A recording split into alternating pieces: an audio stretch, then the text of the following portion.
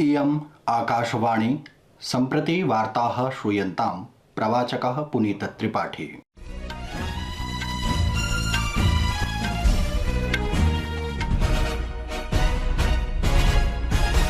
आदौ मुख्यवार्ताः। राष्ट्रपतिना द्रौपदी मुर्मू वर्यया अद्य राष्ट्रस्य समग्र प्रगतये विकासानुशासनयोः पथि अग्रे सारितुं कश्मीरस्य युवानः समाहूता। राष्ट्रपतिवर्या कश्मीर विश्वविद्यालयस्य 20तमं दीक्षान्त समारोहं समाबोधयत्। सूचना प्रसारण मन्त्री अनुराग ठाकुरः अद्य नवदिल्ल्यां भारतस्य स्वातन्त्र्य संग्रामस्य विस्मारितान् वीरयोद्धॄन् स्मरितुं KTV भारत हैं हम इति एनिमेशन चलचित्र श्रृंखलायाः शुभारम्भं विहितवान्। इस्रेल देशेन हमासं विरुध्य गाजा क्षेत्रे युद्धविमानकैः कृतेषु प्रहारेषु 200-200तः अधिकाः जनाः मारिताः।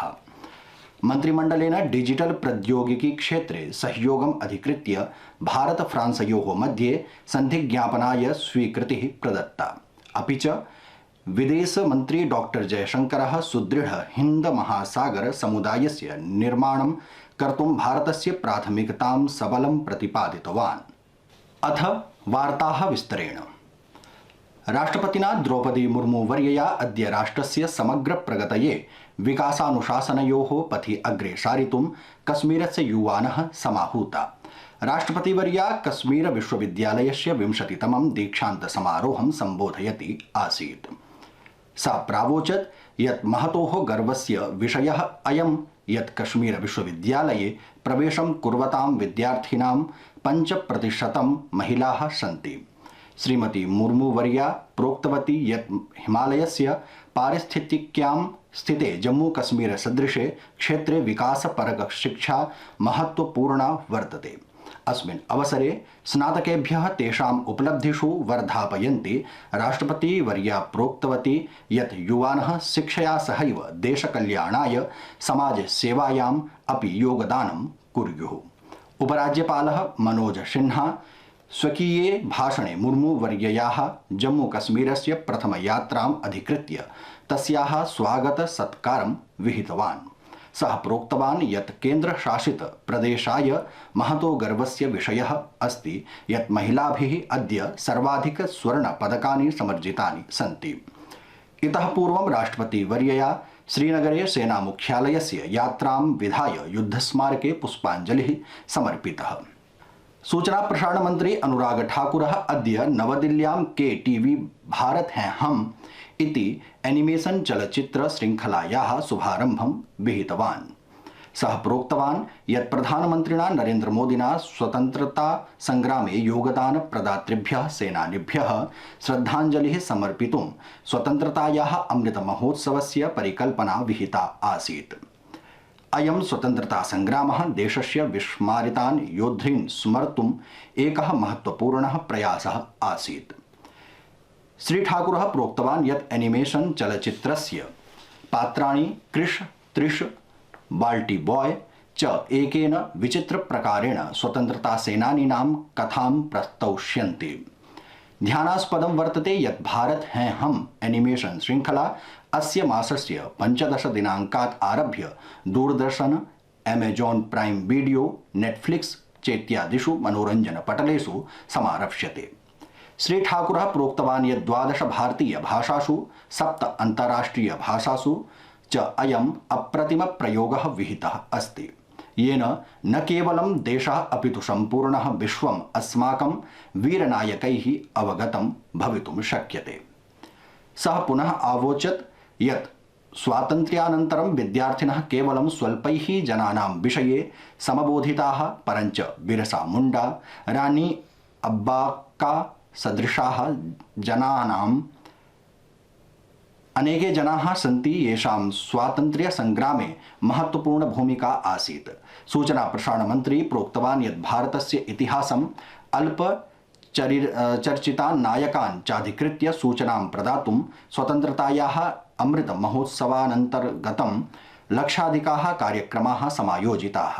अस्मिन् अवसरे सूचना प्रसारण सचिवः अपूर्व चन्द्रा, प्रसार भारत्याः मुख्य कार्यकारी अधिकारी गौरव द्विवेदी, केन्द्रीय संचार विभागस्य महानिदेशकः Dhirendra Ojha, graffiti animation multimedia इत्यस्य मुंजाल श्राफः च उपस्थिताः आसन्। संस्कृतवार्तायाः संस्करणमिदम् इदानीम् आकाशवाणीतः प्रसार्यते। सममेव अयं कार्यक्रमः आकाशवाण्याः अन्तर्जालपटले www.newsonair इत्यत्र अथ न्यूज़ ऑन AIR चलदूरभाषीय तन्त्रांशे अपि उपलब्धो भविष्यति। इस्राएल हमासयोः मध्ये द्वन्द्वः इति अपि भीषणः सञ्जातः। इस्राएल देशेन प्रोक्तं यत् तेन गजापट्टी क्षेत्राणि हमासस्य नियन्त्रणक्षेत्रात् प्रतिगृहीतानि। तेन इदमपि प्रोक्तं यत् इस्राएल देशस्य युद्धविमानैः गजाक्षेत्रे हमासस्य 94,200 अधिकानि निवासस्थलानि लक्ष्यीकृतानि सन्ति। सूचना संचारणानुसारि अधुना यावत् अस्मिन् युद्धे द्वयोरेव पक्षयोः 200,200 अधिकाः जनाः मारिताः सन्ति। अस्मिन् मध्ये अमेरिकया इस्राएल देशाय युद्धसम्बद्ध साहाय्यं सम्प्रेषितम् अस्ति। राष्ट्रपतिना जो बाइडेन इत्यनेन प्रोक्तं यत् इस्राएल देशोपरि हमासस्य आक्रमणानन्तरं वर्तमानस्थितिः अवलोक्यते। तेन इस्राएल देशाय अमेरिकीयाः पूर्ण समर्थनम् आश्वासितम् अस्ति। अमेरिकायाः विदेशमन्त्री एंटनी ब्लिंकन अद्य इस्राएल देशं सम्प्राप्य इस्राएल देशस्य वरिष्ठनेतृभिः साकं वार्तां विधास्यन्ति। तदनन्तरं जॉर्डन देशं प्रति यास्यति, यस्मिन् मध्ये यूरोपीय संघस्य विदेशमन्त्रिभिः ओमेन खाड़ी देशानां नेतृभिः सह जातस्य आपत्कालोपवेशनानन्तरं फिलिस्तीन प्राधिकरणाय देयसौविध्यं निलम्बितं कर्तुं स्वीय पुरातन निर्णयः परिवर्तितः।